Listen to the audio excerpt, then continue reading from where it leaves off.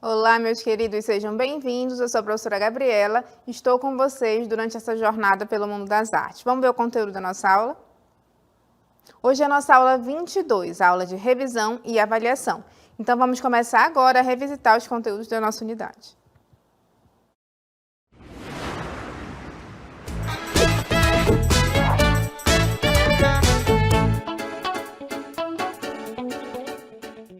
Olá, prezados professores, prezados alunos, professores presenciais. Hoje já vamos estar com gostinho da saudade, Nossa última aula do componente de arte, um componente curto, porém muito significativo, já deixando aquele gostinho de saudade. E aí, eu sou a professora Lúcia, vou estar com vocês, aqui com você nesse primeiro momento que é a nossa revisão. Então, vamos dar início à nossa aula de hoje. Ok, então já iniciando nosso conteúdo da nossa revisão, trazendo aquela imagem que diz, isso não é um cachimbo. Logo nós vamos estar falando, recapitulando, revisitando o conteúdo que envolve a semiótica, que são os signos. Os signos que eles são incorporados, tem vários significados, que é a questão dos ícones, dos índices, dos símbolos, certo? E aí nós vamos ver agora o conceito, quem iniciou, vamos dizer assim, o estudo dos signos. Vamos ver? Então, Charles Sanders Peirce, 1839-1914, foi um filósofo norte-americano, além de matemático do campo da lógica. Peirce foi considerado um dos primeiros pensadores da semiótica. Então, um dos primeiros pensadores da semiótica, certo? Então ele deu início, ele começou a olhar a questão da simbologia. No período do Renascimento, como nós vimos, existia todo um padrão, certo? Iniciou-se um estudo através da questão acadêmica de padronização, a simbologia. Ora, se eu faço assim, ou se eu faço isso, eu estou me comunicando através do quê? De gestos, que tem um significado, não é através verbalmente, mas através de gestos que tem um símbolo, vamos chamar universal, certo? E aí, a palavra semiótica vem do quê? Vamos ver? A palavra semiótica vem do grego, E quer dizer a ótica dos sinais. A semiótica estuda todos os fenômenos culturais como sistemas sígnicos. Em outras palavras, sistema de significação. Então, a semiótica vem do grego e quer dizer a ótica dos sinais, tá? E aí, a partir da semiótica, que é a ótica dos sinais, dos signos, ele está caracterizando também, ele tem uma outra ramificação, um outro lado que vai dentro dos signos, tem o quê? O ícone. Vamos ver o que é o ícone? Então, o que é o ícone? O ícone é um signo que renuncia à existência de um objeto, pois pode significar o objeto. Foi aquilo que nós vimos do cachimbo, tá? O ícone é assemelhado ao objeto, existe sem a necessidade direta, pois pode significar o objeto. O ícone é assemelhado ao objeto, existe sem a necessidade direta. Continuando, o ícone vai, portanto, substituir a mensagem escrita, transmitindo eficazmente através de uma representação pictória. Pictória vamos chamar de desenho, tá? E aí, a partir do ícone, nós temos uma outra vertente que chamamos de índice. E o que é o índice? Vamos ver? O índice é um signo que se aproxima através de alguma ligação com a existência.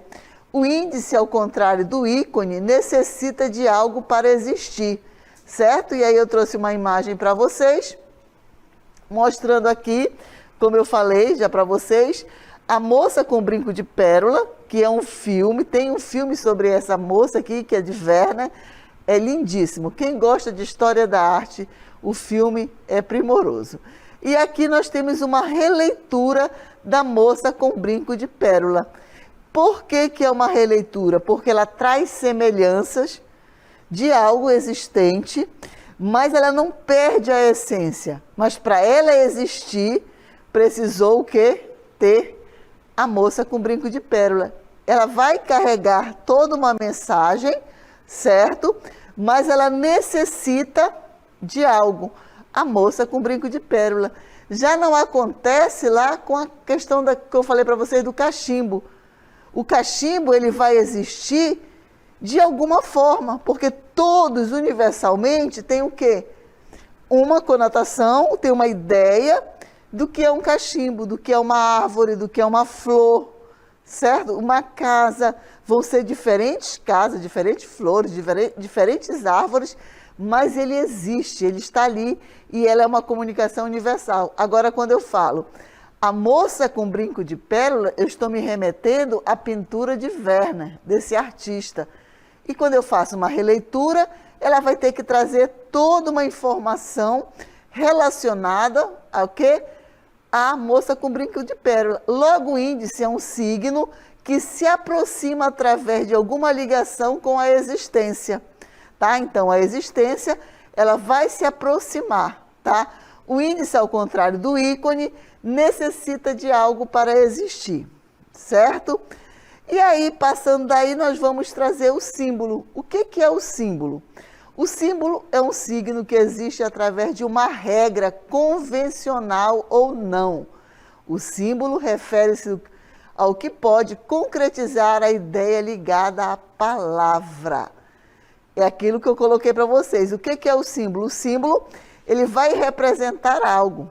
E aí, como eu falei quando eu coloquei para vocês silêncio, não precisa eu falar a palavra silêncio.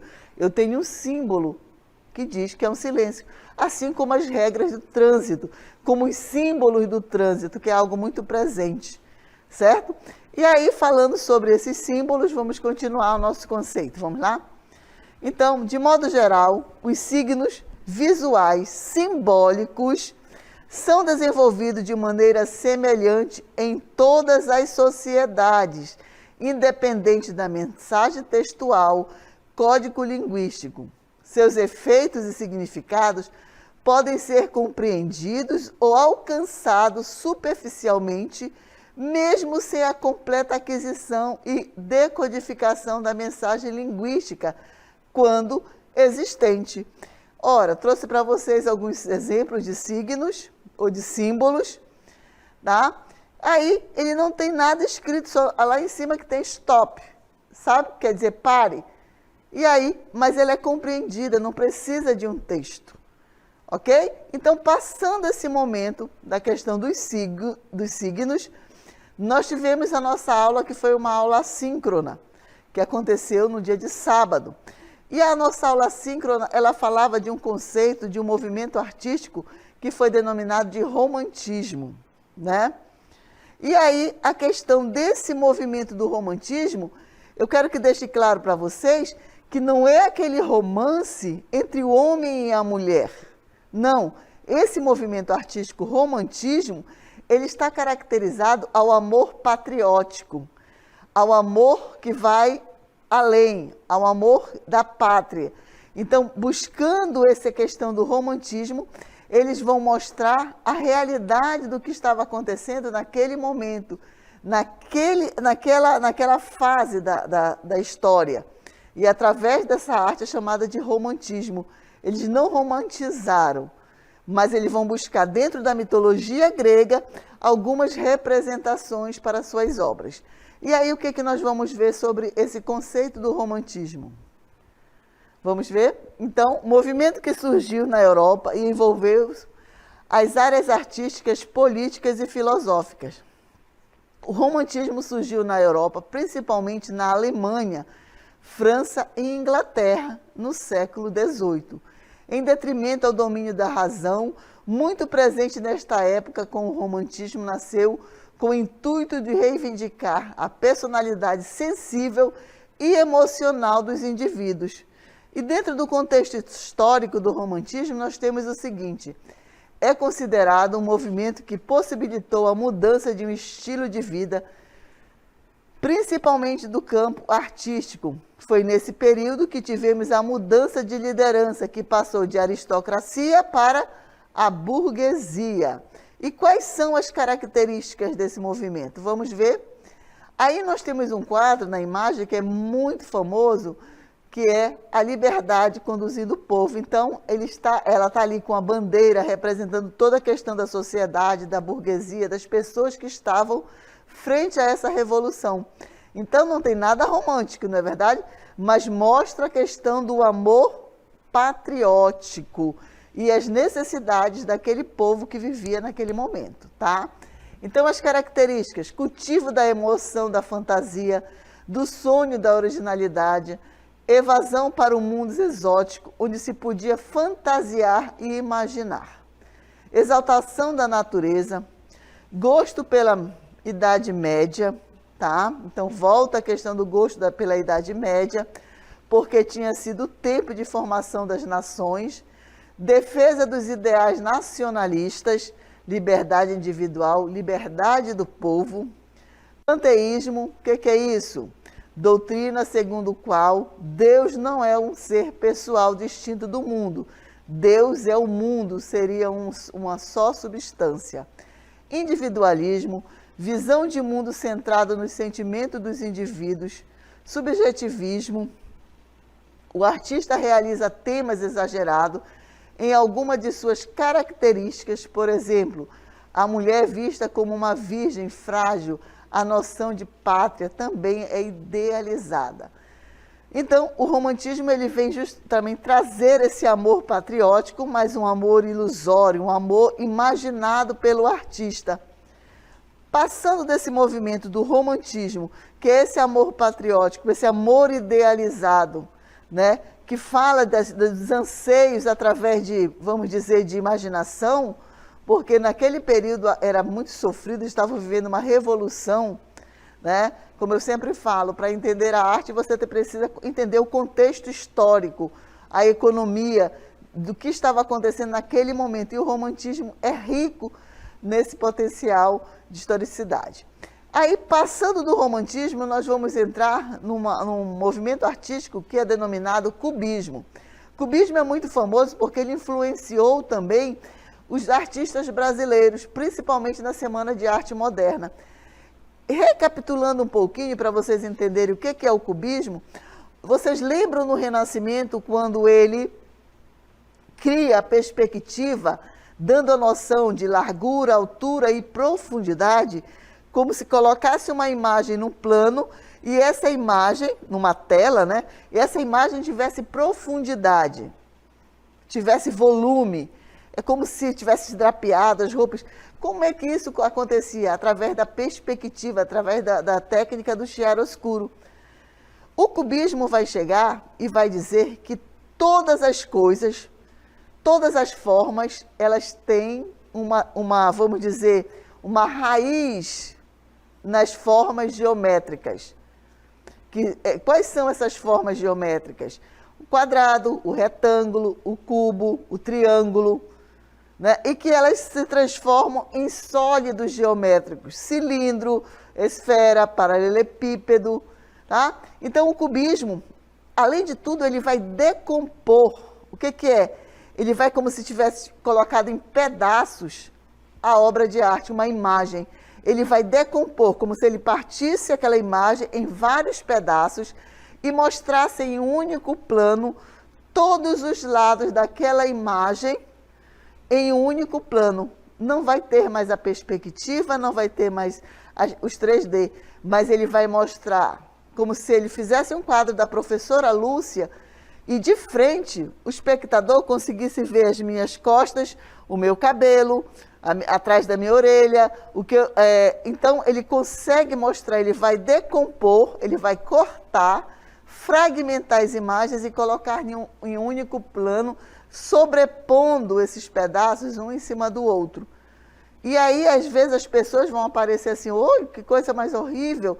Não, se você começar a entender, você vai perceber que são fragmentos das imagens em vários planos. tá? E aí vamos ver o conceito do cubismo. Vamos lá?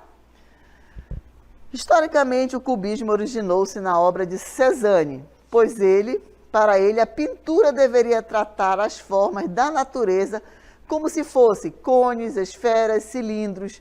Para Cézanne, a pintura não podia desvincular-se da natureza, tampouco copiava a natureza, de forma a transformava. De fato, a transformava.